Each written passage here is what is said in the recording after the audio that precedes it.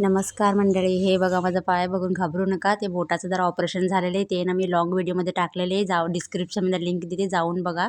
आता सकाळी सकाळी मला चपाती भाजी करायचं होतं सगळ्यांच्या टिफिनसाठी, लेकिन मला ना अजिबात उभे राहायला जमेना. त्याबद्दल मी माझी मोठी मुलगी ना पोहे करून दिली. हे बघा पोहे करते मी. सगळं कांदा बटाटा सगळं कापून दिले आणि मला आज करायला जमतच नव्हतं. हे बघा मला एका पायावर उभी राहून ना असं तसं कसं तरी करत होती. थोड्या वेळ बसली, थोड्या वेळ उठली, असं केली. आणि इथं ना छोटी मुलगीसाठी गुडियासाठी ना मी ब्रेड केली, ब्रेड आणि सॉस. आणि मोठी मुलगीसाठी पोहे केली. इथं आरोहीचा केस विंचरते, लेकिन तरी पण मला उभे राहायला ना जर्रा पण जमेना. तेव्हाच ना पटकन पाऊस आला. आरोही रेनकोट घाटेने स्कूलला निघाली.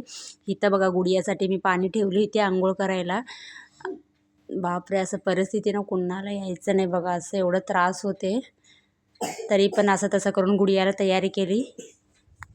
प्लीज व्हिडिओ आवडले तर प्लीज सबस्क्राईब करून